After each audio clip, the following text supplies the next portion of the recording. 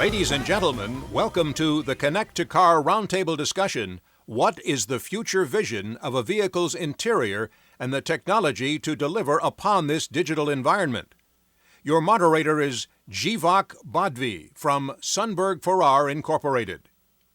You are invited to submit questions for today's roundtable through the SAE International's WCX app. Ladies and gentlemen, Jivak Badvi.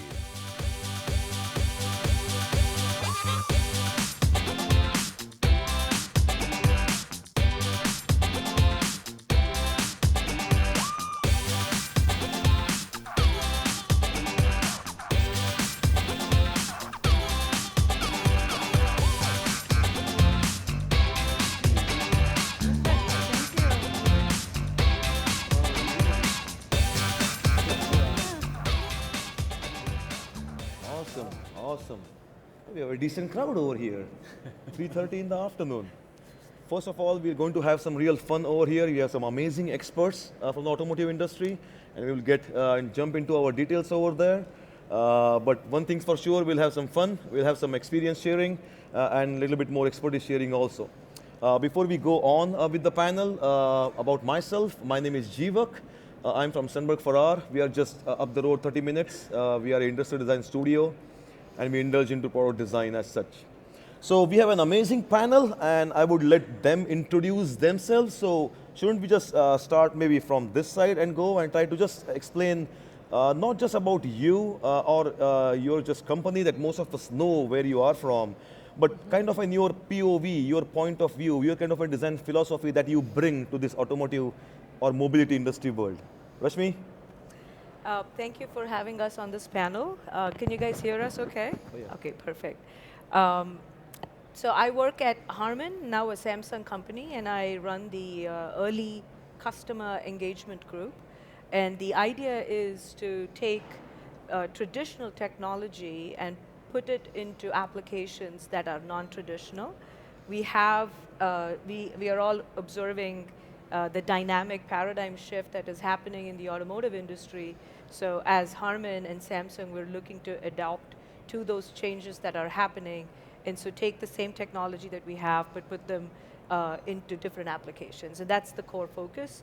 My point of view in the mobility space is be agile and be mobile in terms of being hearing what your customers are saying, because at the end of the day, it is those customers that we're building what we're building for.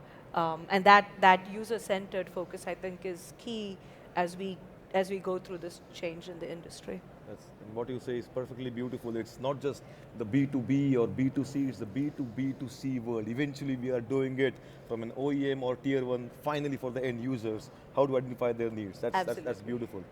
Tammy. Yeah, so hi everyone. So my name is Tamara Snow. Everyone refers to me as Tammy.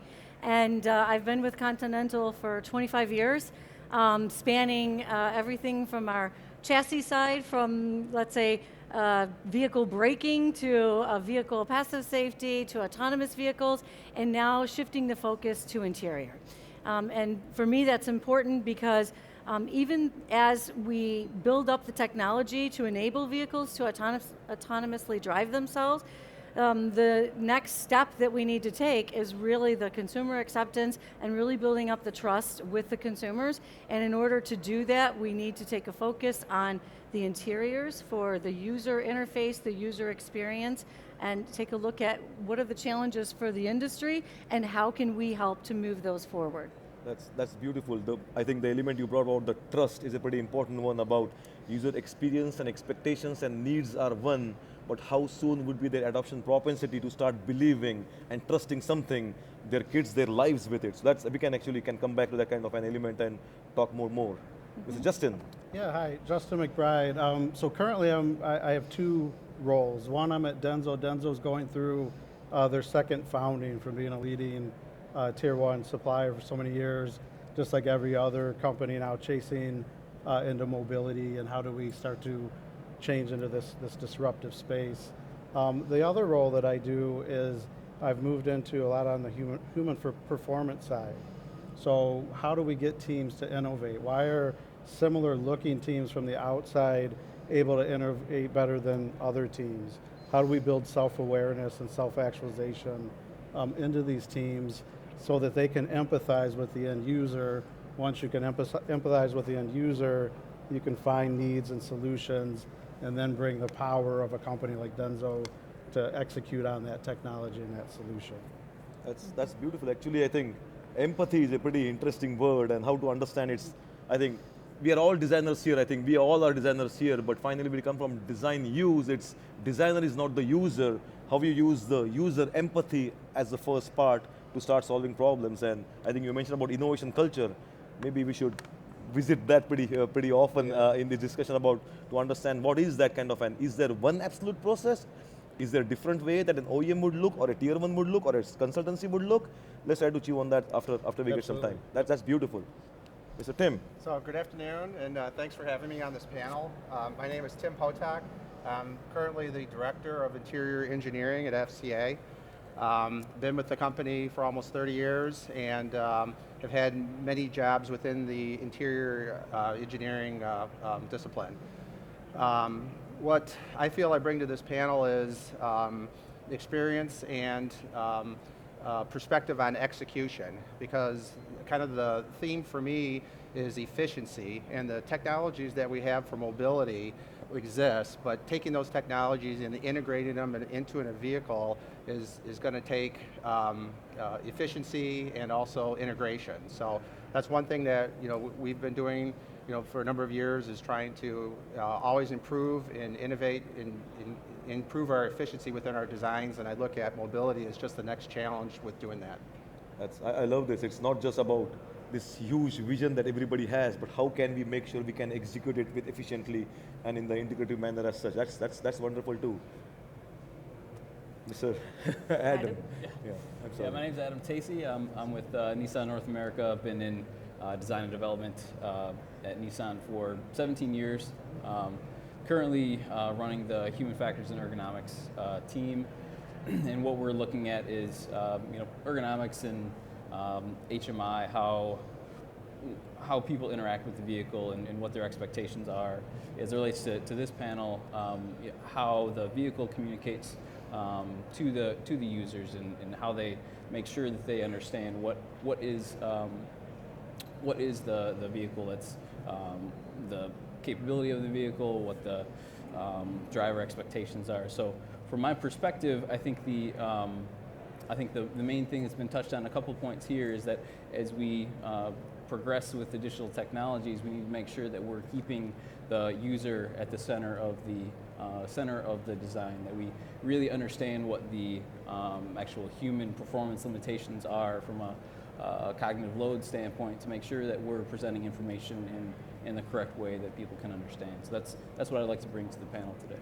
That's beautiful. I mean, the human-centric approach, kind of understanding not just what technology can build, but what will be the near inherent needs and benefits of what we are presenting to them, and how they can finally apply them in their lifestyle. That's beautiful. We have plenty of things that we can just start off with without even going into questions, which are coming pretty fast.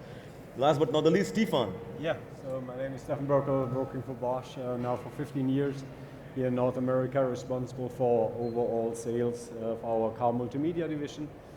I think we as a company, under our motto, Invented for Life, want to utilize the experience we have through all our different areas, if that's powertrain, ADAS, or car multimedia, to overall create a solution which works at the end of the day for our customers, but also for the end customers. This experience is really, from our perspective, important and helpful, because once you understand how to make a car driving autonomous, you also will be much easier to also design topics like handover situations to the customers and help our customers and end customers to transition the market then from L2, 3, 4, and so on. And that's pretty interesting. It's not just about solving the needs of the end customers, but your immediate customers too. It's not just trying to ask what the public wants. Everybody will say, I want all the features for free. You have to make sure you understand all the stakeholders, including your customers, who also have their own kind of, I would say, their own vision at stake. So that's a pretty interesting one to say, how you balance those things, right? Awesome, awesome. And I see the questions are coming, but feel free to go on the app. If you have not yet downloaded, I think there will be instructions to do how it is, but feel free to feed me some questions so we can keep the panel pretty active. We can start right now with what we have in mind, but before we go there, I think let's try to level set ourselves in some, from 0 to level 4, let's say level 3. So right now, and anybody can jump in at any time, doesn't have to be sequential. But right now, what do you think are the most, I would say, not just the challenges, but opportunities in level 3 setting where you are looking at the world right now? Anybody wants to start? Yeah, well, it's the driver. That's the challenge, right? So they still need to be able to rejoin the loop at a level 3. And so how do we reduce the anxiety of them not knowing when they're supposed to join back in? How do we reduce anxiety? Those are some of the things we need to understand, right? Can we give them a warning far enough in advance for them to take over? Every person's different, so those warnings would need to be at different times versus different workload levels that different people are going through, right? So the driver is what we all concerned about, and it's one of the reasons a lot of people are avoiding level 3 and wanting to skip it and go into more of a level 4. So to Justin's point, I think every person is different. Every person who even buys the same car is different. And so having a multimodal approach in terms of creating those stimulus and warnings, if you might, are very critical. So one of the things we're looking at Harman is combining the capabilities that we have with car audio as well as our infotainment to have a much more holistic approach to give these specific warnings to the occupant, the driver, whatever name that we decide to assign to them.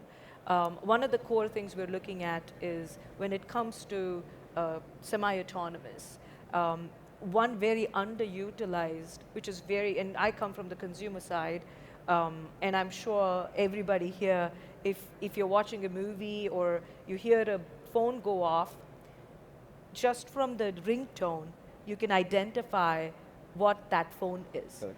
And that is called sonic branding.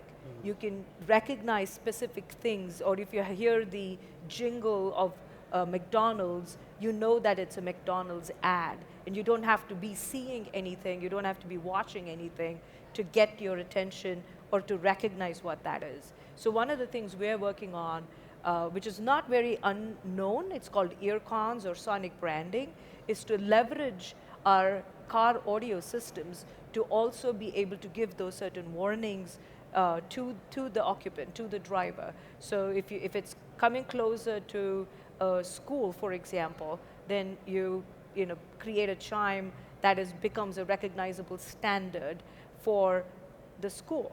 And then it becomes an easy way to interact and understand and bring their attention back. And so that is some of the ways that, as Harman, that we're looking at to create this multimodal approach to address many different needs that each individual might have. And coming back to, I think the earlier element we were talking about level 3 or the driver specific. So connecting what you and actually Tammy was saying, we were mentioning earlier, talking about the lifestyles, the future scenarios that people want to be in, right? One of them would be the speech and voice and sonic kind of an understanding back and forth. So there are so many infinite way of lifestyles as such. How do you, from your perspective, try to solve for those lifestyles? Because I think we believe that there is not absolute one solution for one kind of a specific person or persona, I would say. So how do you tackle from your perspective of understanding that lifestyle? So it finally comes back to the driver in that particular area to say what he needs to listen from the vehicle, what he needs to communicate with the vehicle. How do you try to balance those needs and wants and dreams and aspirations of the end user? As a tier 1 or as an OEM, how deep do you delve into those fundamental needs of what the future expected ideal experience is going to be? Can we talk about that perspective or process? I think, like Justin said, it starts with the driver, or we like to say it starts with the customer, and understanding, what the customer wants, what technology will they have confidence with, what technology are they willing to pay for, what technology are we able to implement. Just to talk about the previous point with warning, this mobility topic is bringing out all different new kinds of technology, and just a simple thing like warning, you can warn through buzzing of a steering wheel, a buzzing of a seat, or we talked about the audio tones. It's going to open up a whole new realm of communication through sound, communication through light. We're still, want the interiors not only to have the mobility features, but also to have all the same features that we currently have. Looking nice, lots of features, storage, comfort, things like that. So a big challenge is how to make the interiors look good, but still have the capabilities of all these features with this new technology like warning. Yeah. Anybody else want to chime in? Yeah, I think maybe to touch on that and also to go back to Rashmi's point, I think that we need to have a multimodal approach to how the vehicle communicates to the driver. I think you bring up some excellent points on that. And I think that, yes, we need to have visual, auditory, haptic feedback.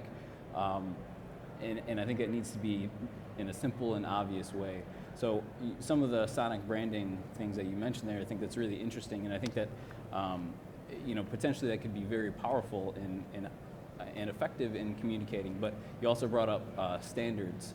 And I think that is kind of the essential point that needs to be made. Absolutely. Is that when we try to do some things like that, we have to have some standard method to implement it consistently across vehicles to ensure that it's not a completely different environment, vehicle to vehicle. There are definitely things that can be tailored within a particular OEM or brand or model, but there should be some things that are consistent and easily understood that can be universally applied. Absolutely, absolutely. Tammy, you wanted? Yeah, I was just going to say, because we talked earlier about this, and I think that in addition to thinking about the different personas and the different users and how they would maybe have different expectations or different things that are familiar for them, I think the other thing that we have to think about is that for different driving scenarios, when a situation like takeover comes, you don't always want to have the same warning systems used for different scenarios, because we've done a lot of testing. I think a lot of us have done this testing either in these real world simulators with users where we simulate a driving environment, or even we have these research vehicles that go out and do real world driving on actually the Autobahn or on highways, and we are watching to see how they're behaving, right? And we have lane change scenarios, braking on an obstacle, all these different ones, and we need to see and check what are the combination of human-machine interface that works best for that scenario. And we get subjective feedback, of course, from the participants, but we also measure feedback. So we have objective feedback. How much earlier did they respond? How much faster was their braking time? So they have more distance for time to collision. We also look at things like, in addition to that, we look at what was their reaction in terms of stress levels, emotion, right? Yeah. Because you can say, yeah, it was great, or no, I hated it, but we can really tell what it really was. So we know how it really was, and having all that objective data helps us figure out what are the best combinations for different scenarios. Absolutely. And coming back to, let's say, as Justin said, driver, but I mean, you also mean to say understanding the use cases for not just the driver, but maybe the the co-driver, or maybe the occupants of the vehicle. How do we see as a group of not just the driving as a task, but the other elements of how the space is going to be used when the vehicle is driving, the vehicle is parked and not driving, or when the vehicle is just parked and nobody's inside over there? Would those use cases are also a pretty fundamental help in charting out what to do, what not to do? Yeah, Jivag, I wanted to just add on to the last one real quick. I always give the example. I used to work in the passive entry systems, where your phone is, or your keys in your pocket, you enter the door, push start button. That system alone had 66 warnings to the driver, right? So I'm not giving you the answer on how to solve it, but more of the challenge to it, right? And the criticalness of that system. You can't get in a car, right? That's troubling, but it's not a critical safety type of an environment. And so when we look at these multimodal things, what we got to understand is we got to be careful we don't teach have to teach new mental models, right? So the audio cons and those types of things are great solutions, but if they don't learn those and understand those before the event happens, then they have trouble responding. So we're trying to find that balance and quickest way to teach the drivers and educate them. That's a through great those types point. of Means the things. human comprehension or the humanity comprehension and cognition, they're not changing no matter in the next 500 years. There's only so much information we can handle. How much of it can be taken by the machine, the trust part that you mentioned, and how much it needs us to be in that kind of envelope. That's Right. that's pretty And important, highly There's a lot important. of work in data visualization as we start to deal with enormous amounts of data, kind of the combination of art, which a human can see and understand, with the detail and data behind it. Absolutely. There's still the ways to go in that space. And to add on to that, I think it's, two very important points have been made, right? One is to look at scenarios and create custom warnings for a specific combination of scenarios, and then the standardization of warnings that span across, regions and areas and all of that, manufacturers, suppliers, all of that.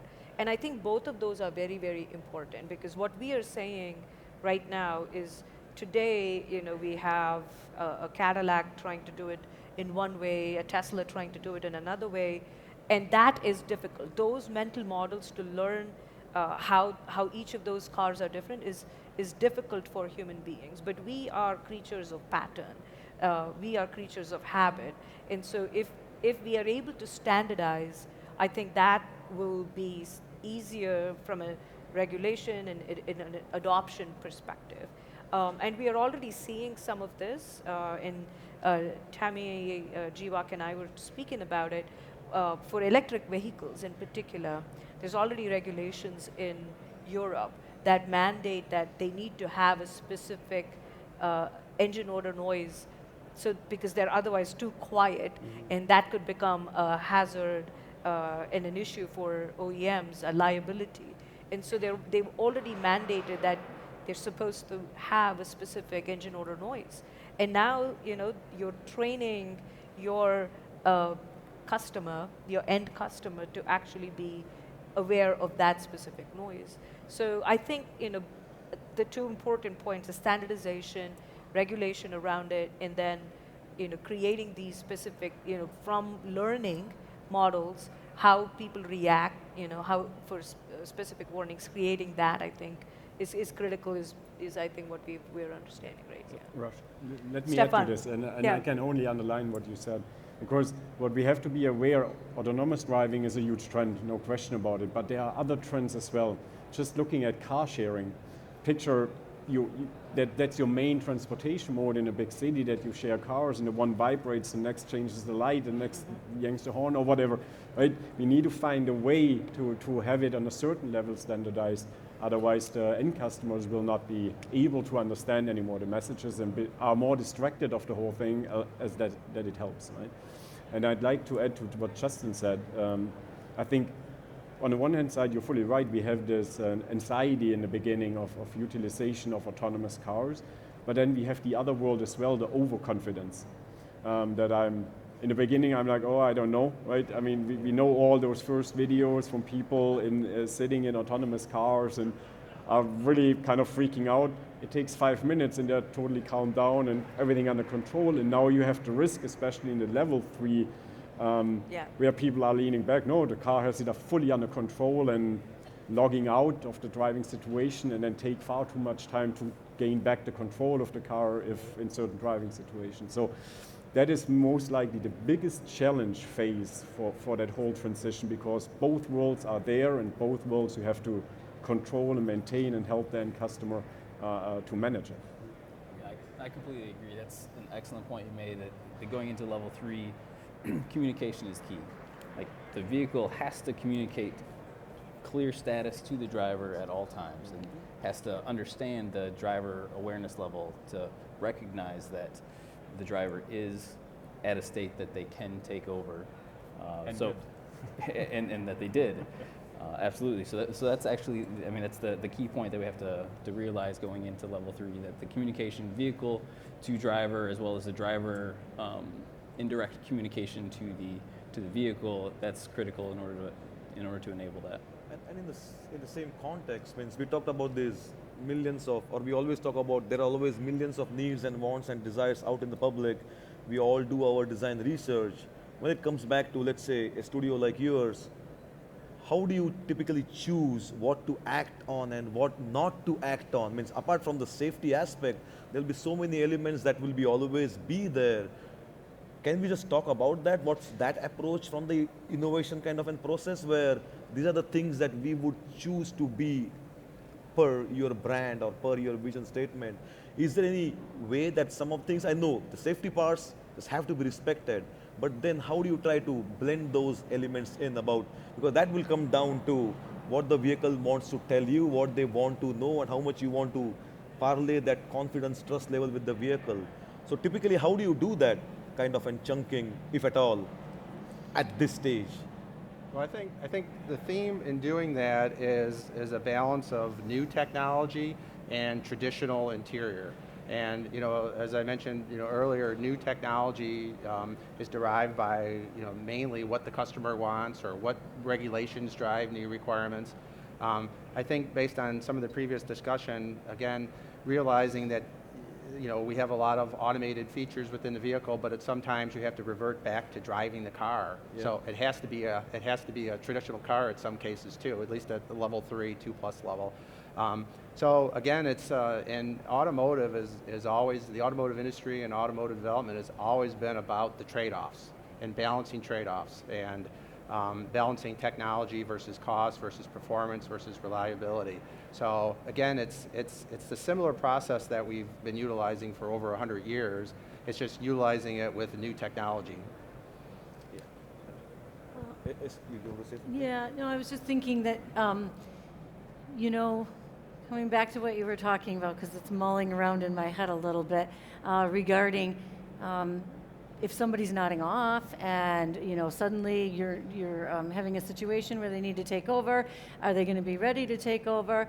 And it is a challenge. However, even though we're on the interior side, at least from my side I am, the thing that I can count on is the fact that not only do we have the sensors around the vehicle that are looking ahead, but we also have eHorizon, things that are doing crowdsourced data, right, that they can get from other vehicles, whatever, that go way far ahead around corners and areas we can't see.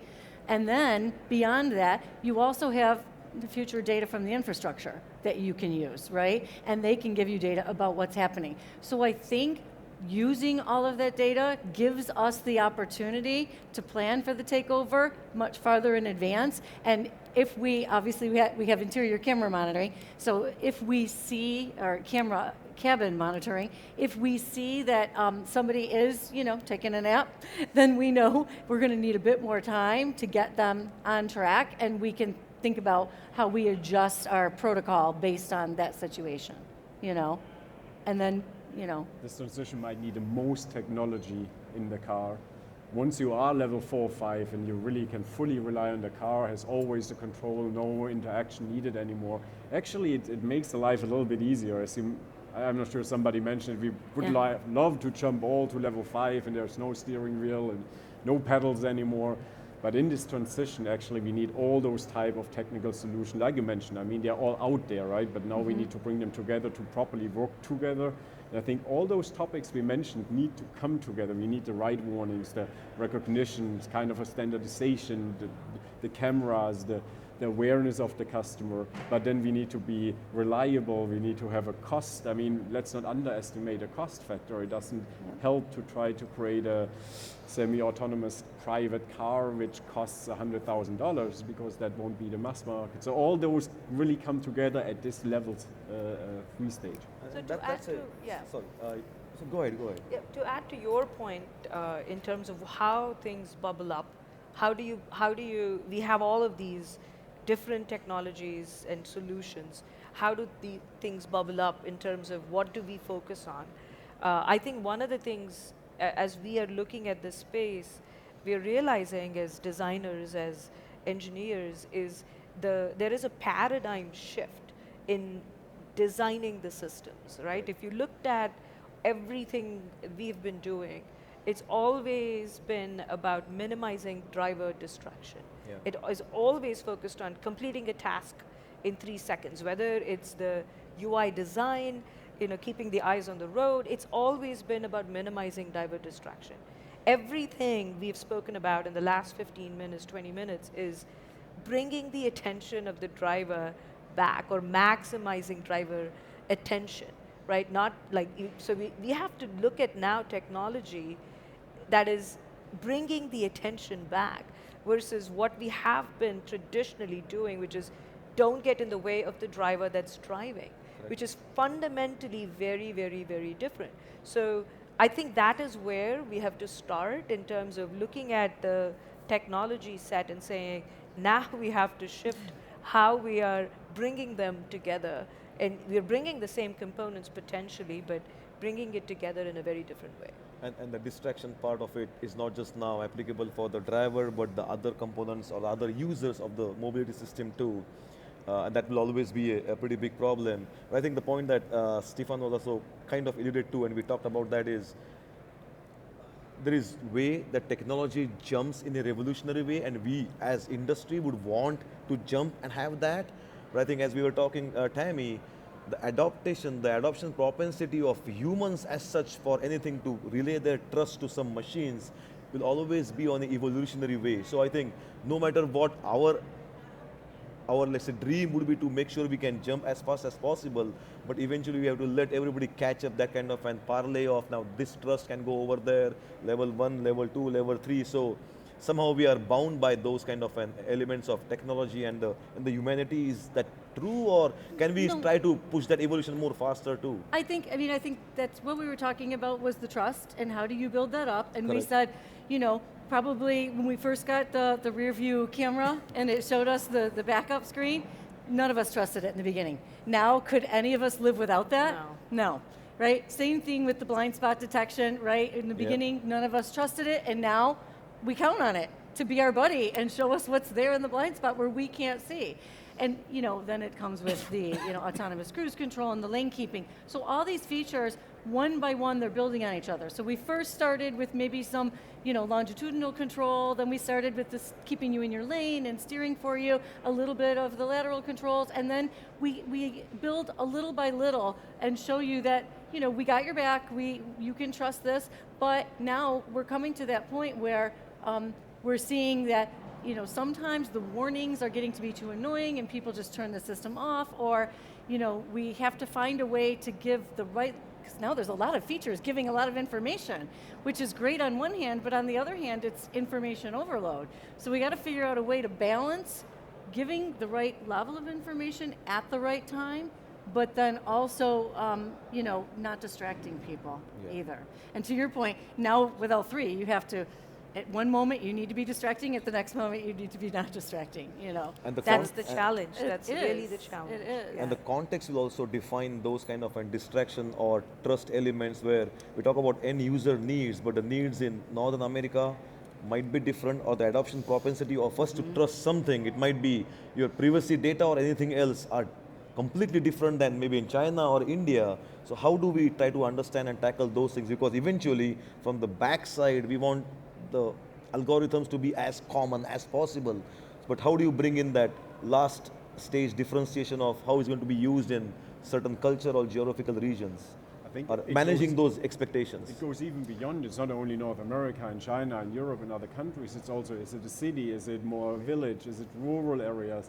Also within the same country, right? Exactly, the situations are completely different. Also the surrounding you have. We talked about car-to-car communication, car to infrastructure. Right, in a big city, if that's New York and so on, for sure we will have some infrastructure to talk to. Now, if you go out of the city, how much of a coverage will we have over there? And then maybe to a little bit to the execution side of things. I mean, the complexity we're driving with all those new products and all the electronics and software behind it, we still need to be able to manage that and find solutions which may have a common base, as we're driving, convergence is one big topic, right? Moving towards car computers, because we cannot add more easy use to the car for driver state monitoring and for this and that. We need also over there complete new architectures to handle all of that. Otherwise, we talked earlier about it, the wire harnesses are exploding from a complexity point of view.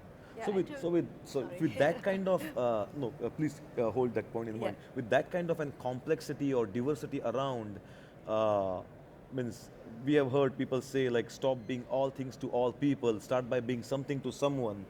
So does that gel into that element where let's try to make sure, let's try to clear the noise out, try to identify what would be that kind of a psychographic or demographic or a persona, and then design it for them? Or are you mentioning that there might still be some applications where you can still try to broaden it? I think it's less to try to find the smallest denominator, right? Because that will make nobody happy. On the other hand side, you cannot create a car for every different situation. Correct. So what we believe you will need to, or the direction we see actually the industry anyway moving also, is that you define this common architecture of a computer, right? With a common base software to have the stability and the safety and the learnings, and then on top of this you build basically regional specific solutions to accommodate the different tastes or needs of markets. And that's the point that I was trying to make, which is you're already seeing this, and Tammy made this point as well. It is impossible to do this as even one OEM or just as one OEM.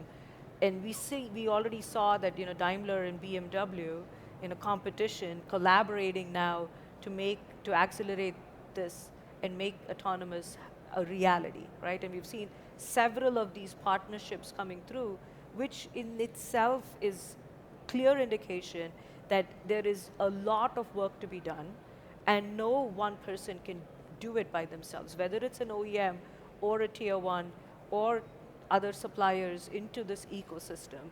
To make this happen, it's cities, it's companies, it's regions, it's a very, very big change in how humanity is living for the last, century. So it's a very, very massive change. And I think, autonomous has gone through its hype cycle. And to your point, in terms of the execution, we're at the point where we are realizing we didn't even know what we didn't know several years ago, and now we know it, and now we're realizing we can't do it alone. And so that's why we see a lot of this collaborations happening where, people that you wouldn't expect to work together are working together to make that happen. And then there's a big element of smart cities and governments and all of that regulation that needs to also feed into it to really truly make it happen the way we are all envisioning it to happen. And that's a great point. And there is an ancient African proverb like, if you want to go fast, go alone. If you want to go farther, go together. And that's what in the way we are here, like OEMs or tier ones or tier twos and tier threes, how to make sure the industry try to blend and take it in the way it has to go forward. So you're something. I'd like to add on to Stefan's point and experience we had recently with our Jeep Compass, where we have that vehicle, left-hand drive, right-hand drive in 5 different major regions. And our philosophy in developing it was one car for all regions and that all the customers were the same. But we unfortunately learned that the customers are different around the world. Absolutely. So kind of exactly to your point, design a base, design a fundamental architecture, but you have to customize it per region. And to Rashmi's point, this is a huge challenge. You take around the globe, 5 regions, 5 different customers, and trying to take that voice of the customer into a system. It's very difficult in trying to develop one system for all customers. So I think to your point, banding together, sharing technologies is one way of getting around that huge challenge ahead of us. Yeah, that element of dilution happening, I think, I don't remember the exact name, but it came from FCA. This was your R&D director 15 years ago. He said something like this is, every company starts to come out with a product that everybody loves. What they end up is by coming out a product that nobody hates. And that's where the dilution happens, that you start with, everybody has good intentions to start something doing good, but as you said, it just starts diluting, like this person in Idaho wants this person in Beijing wants this, and hey, software is free, just add one more line. No, it's not that. It's trying to be sure that you are something to someone, and how do you identify that something and someone, that starts the entire process of, again, clarity to the innovation process, right? Where are you going? You catch yourself to where you are. That's pretty interesting point. Anybody else to add on that element? Yeah, well, you mentioned too about the evolution through level 3, right? And I just wanted to remind everyone that we're designing for people that have been the same for a long time. We'd always bring up in Egypt, they did brain surgery. And they know that the people live because the bone healed. Now, I don't know how well they lived through their brain surgery, right? But so we're designing for very similar people in these very complex type of environments. And so we got to always keep in mind that a lot of people won't buy into level 3 if they don't feel confident in it.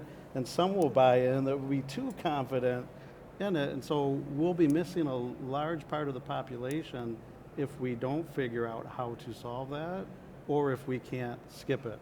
Because a lot of the population will wait to avoid the anxiety and the struggle of when do I take over and these types of things.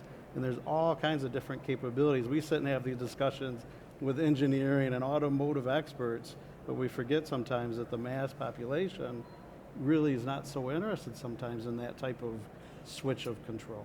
And so maybe, Jivak, to your point, and we are seeing some of this, which is an early adoption of autonomous and semi-autonomous, is more of fleet and highway and delivery and that sort of thing. And we're seeing Walmart and FedEx, all of these players getting into that space as well, right? And so maybe that is where we see the adoption more than people carriers, or people-driven cars, right? And that might be something to someone. Right, and they're a trainable driver. Yeah, exactly. as It's well. a very specific, A to B, small set of people that are doing it. So you can design it, to Tammy's point earlier, it's a specific scenario that you can design everything. So maybe that's how we see an early adoption. And you're absolutely right. It might, normally adoption also happens in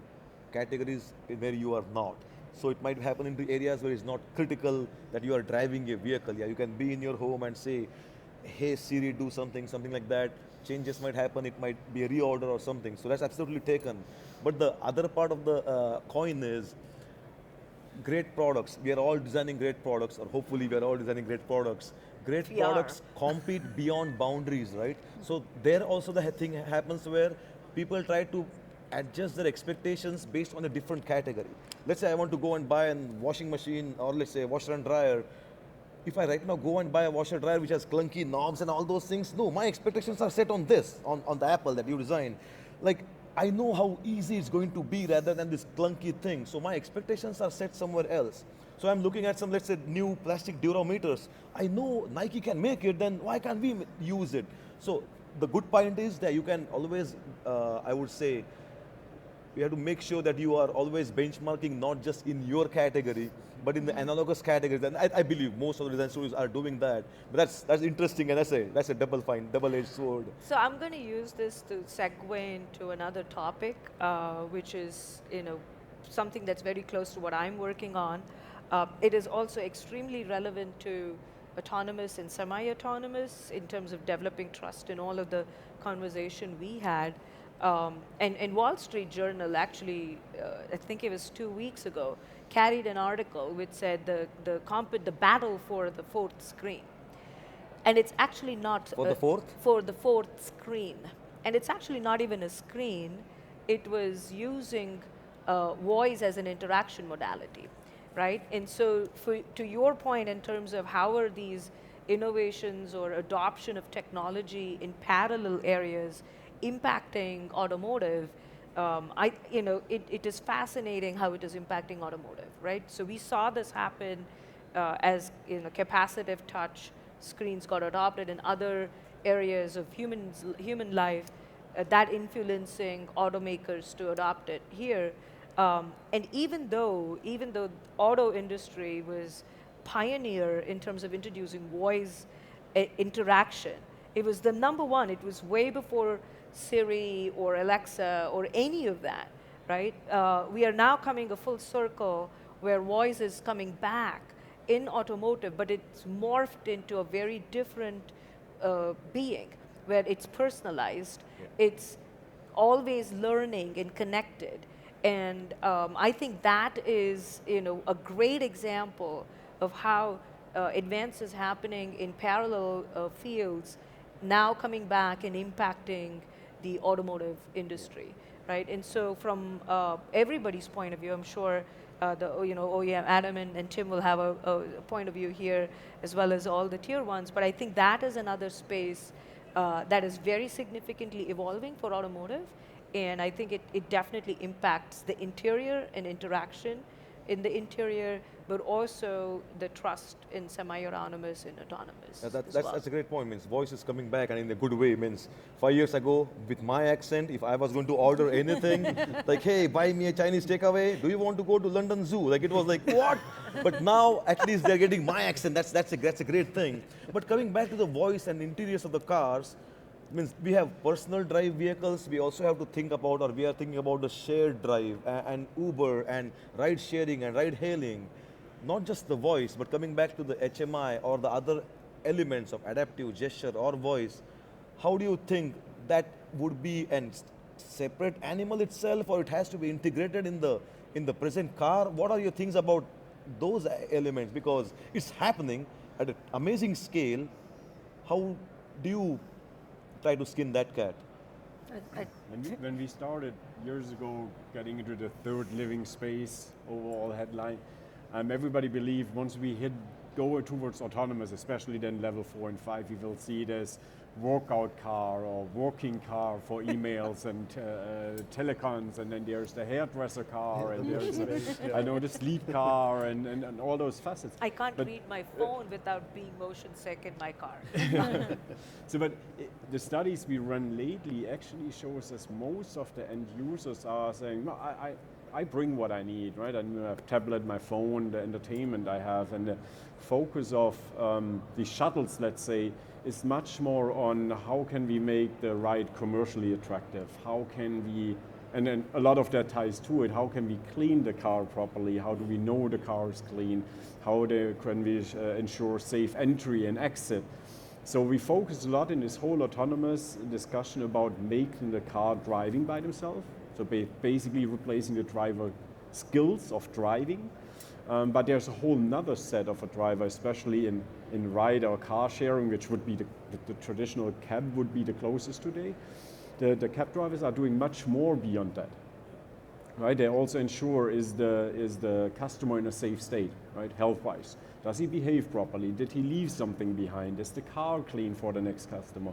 All this whole set is something on a secondary focus, but causes most of the cost on the car sharing companies.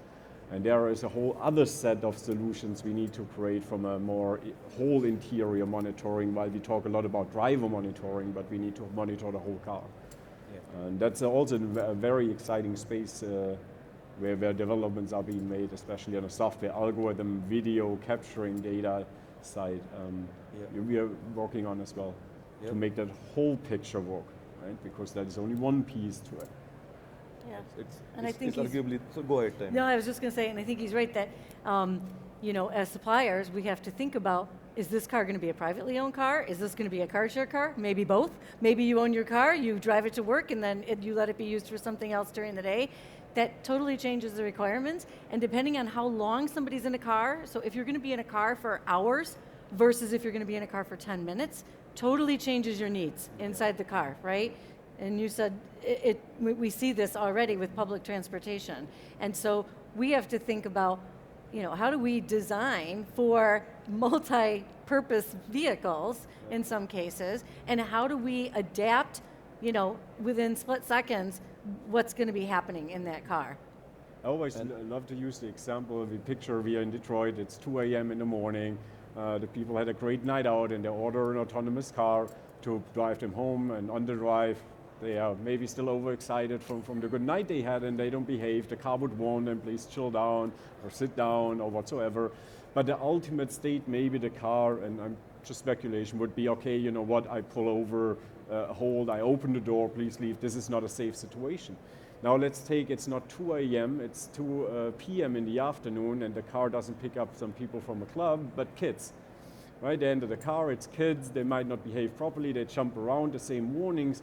The solution might not be to pull over, open the door and say, I'm done, all right, please leave. So, but we need to understand that situation. We need to have the tools in the car to know exactly what the situation is to act properly. Yeah.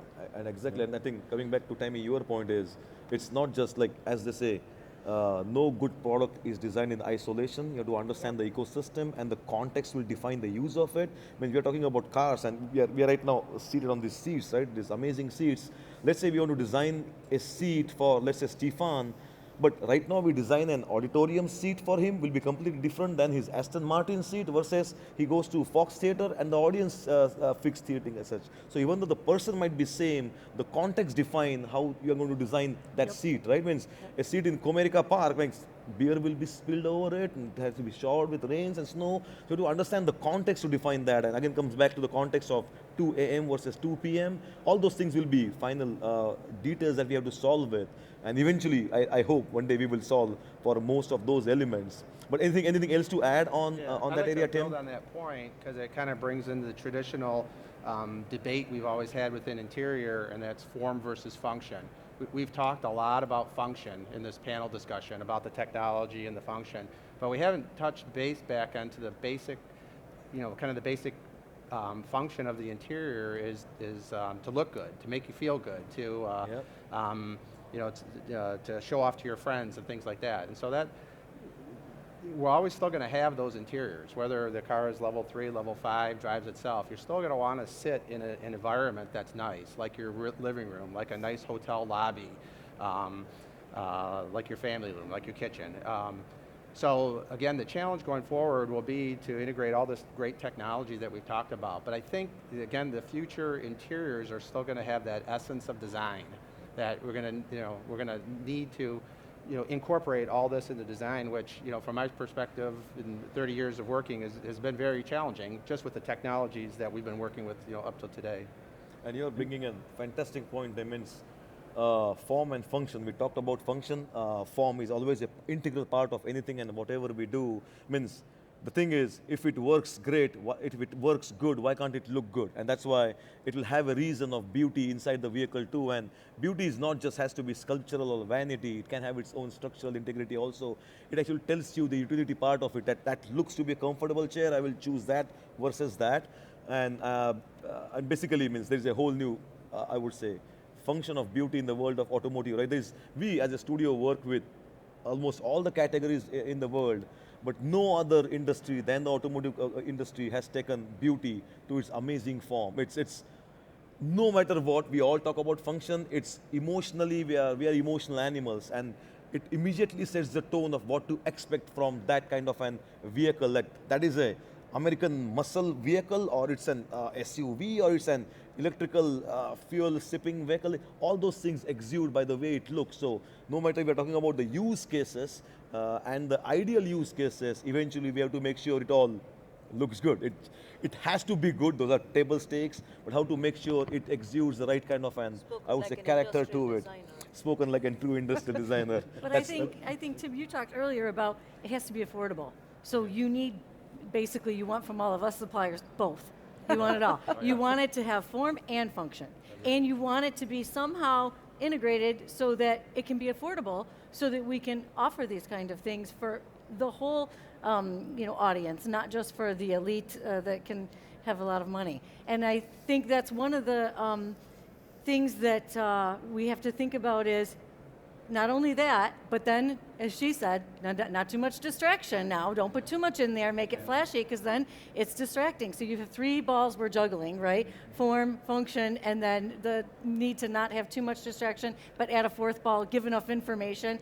And so between all of this, I think, a lot of us are coming out with some unique solutions to that. So you're seeing now a lot of where we don't want to see too much, so we want the hidden until needed.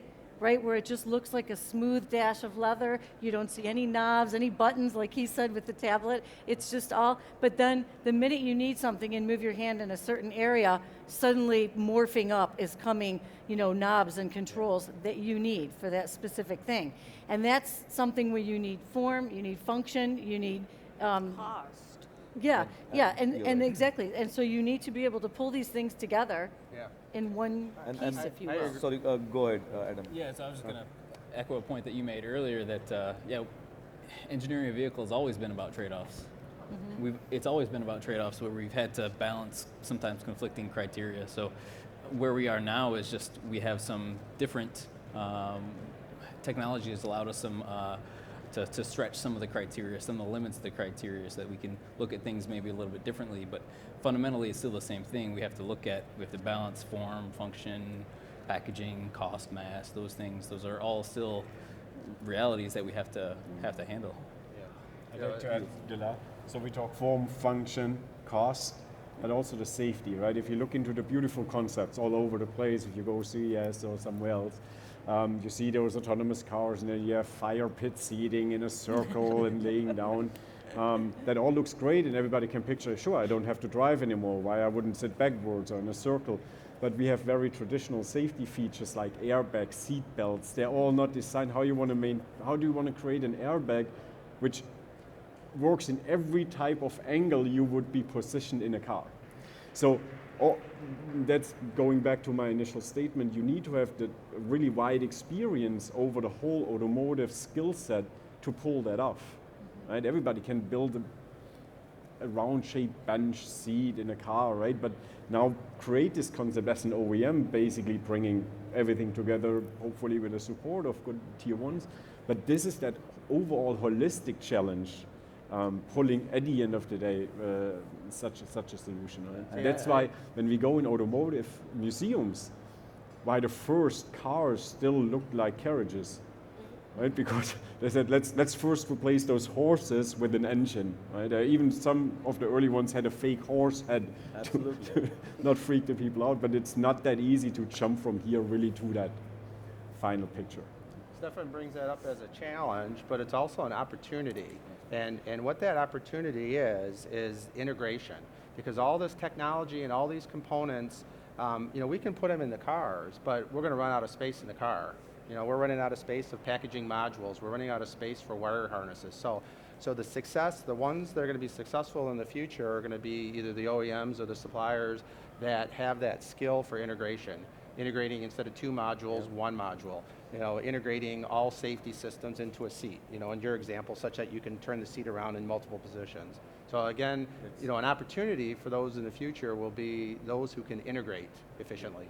And I think, coming back to your point, Stefan, what you're mentioning is about, let's say, the horse, a dummy horse instead of an engine. People used to use that. All those things starts from over there, because as humans, we are always afraid of neophobia, something new as such. So we always, eventually we start getting used to it, but somewhere there are leaders and then there are followers in the way people try to adopt new technologies as such.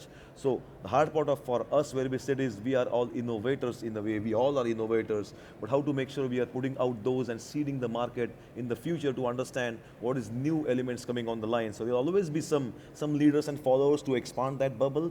But the thing is, I think nobody would try to please all the 7.2 billion people with the same product as such. But coming back to the same element, what you were saying, Tim, is the element of polarization.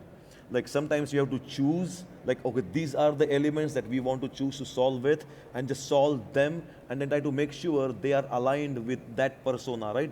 We have to understand what they really care for, what they really aspire for, and make sure you don't compromise them over there for the end users. But other things, they can be compromised. If you're doing a Ford GT, do a Ford GT. If you're doing a Toyota Prius, do a Toyota Prius. Don't try to mix and match all those things element. And that will come down to, as you said, about the integration of what you want to do. This is what we choose. We believe we are aligning the vision of that company with the needs, some needs, chosen, selected, intentional, carefully crafted needs of the end users, and making sure you do a distinct product for them rather than trying to dilute them for like, hey, let's do it for Joe and Stu and Matt all the way over here. That's pretty interesting point, both the points. Anything else to add? Yeah, well, you brought up earlier too about occupants, right? It's a really fun topic to talk about because who's in the back seat? What's the context of that going on? We used to have to push that cost onto the buyer of the vehicle, right? Now with rideshare and a lot of these other spaces, there's people paying to be in those spots. And so I don't know if we have time to go there, Jivak, but there's a whole big area. We call it, the driver was the boardwalk space, right? The prime real estate. But now the back seat and the other occupant spaces are becoming like Park Place, right? They're a very valuable place as well to start looking at new models, new solutions. Why are they in the car? What can we start to provide? What can we augment with them in the car versus them just coming in and being on their devices just like they're in their chair at their house, right? And there's a lot of areas we're starting to look at into that space too. So are there any specific areas in the vehicles that will come out as a more dominant space than just the driver, if the driver is out of question, you're saying? So driver space or that zone might not be the top pyramid right now for the buying consideration or selling consideration. These other spaces are Well, trying the to driver evolve. space is still like monopoly, like boardwalk, right? The most expensive, valuable Okay. real estate in the car, right? Until we get into autonomy, Yeah. right? However, with ride sharing and people sitting in the back, there's a lot of value. Right. There's someone with unoccupied attention, right? That can start to do things. What do you want them to do, right? Sales transactions and vehicles are going up. How can you become part of that space? How can you interact them into other things that you want them to be involved in versus just through their phone? So those areas are becoming areas we're starting to sense. really deep dive into. Makes sense. Anything else was adding something over there? Anything to add? I think it goes to the point, looking at that whole from a little bit different angle. We talked on all the technology we need, driver side monitoring and this and cabin monitoring. The beauty also is that with this, we get so many sensors in and around the car, which we need to pull off exactly the things we discussed about. But then there's a whole other side to it. How can I use all that information I have to make an even better experience for the end customer, right? And there are ways to go. If you could picture, you have a forward-facing camera, you detect signs outside, and you have a driver monitoring or occupant monitoring, and you can detect where they look, and they look at a sign, and then you can have algorithms to read if people are excited or not through the moisture of the skin and pupil size and nostril breathing. You can learn about what excitement levels, and then maybe you can detect, okay, it seems like excited about the food exit sign, maybe hungry. You have his profile stored in the background, right? You know, or there's you mentioned McDonald's or Burger King or any other food chain out there.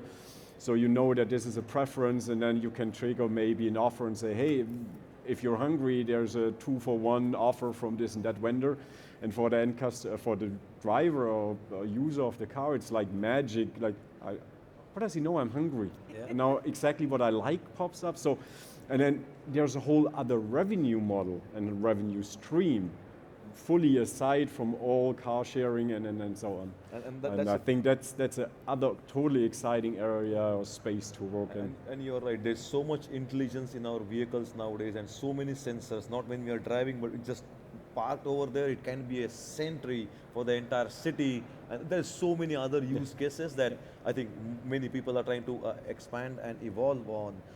And the element is how much the end user is going to be willing to pay for it from being a part of that. It can just be the same thing about paying for the grid or getting money, or you can use your vehicle to add to any civic duty or something. That's a beautiful area. By the way, I'm still covering questions from over here, so we are already using it. I understand.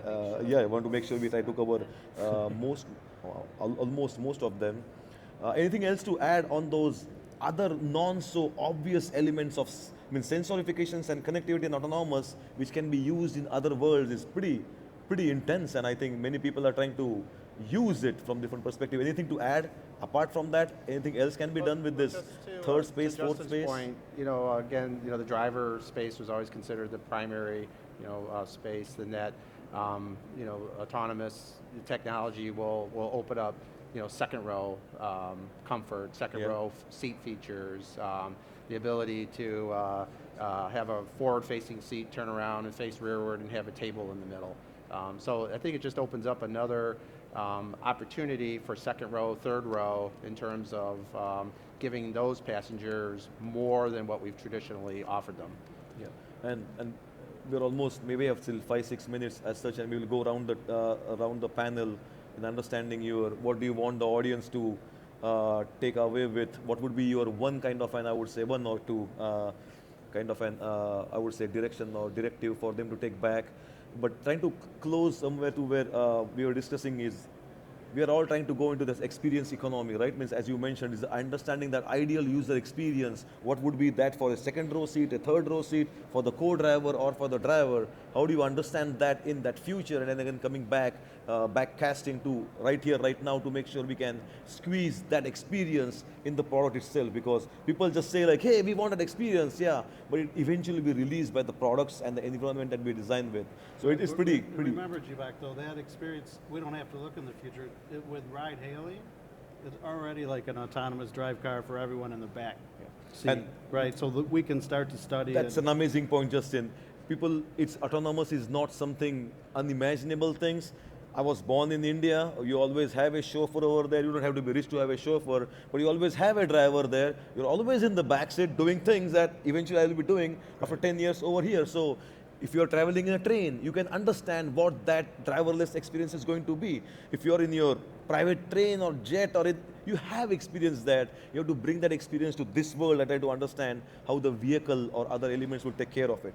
Anyway, we have, in an average please add. 5-seating car, 80% is already autonomous, right? Yeah, Seating space.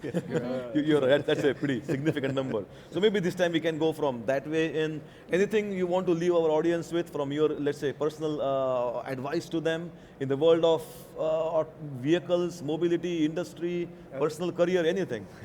What would Stefan like to give them the advice to? I think overall for me, the excitement about this overall topic is the plenty of opportunities coming to make our product even better. And I think that experience at the end of the day is not necessarily more of this or less of that. It's the right thing at the right time. That makes a perfect experience for me. If I get the offer, the warning, the comfort or the work or whatever it is, if I get this at the time when I need it, in a way I need it.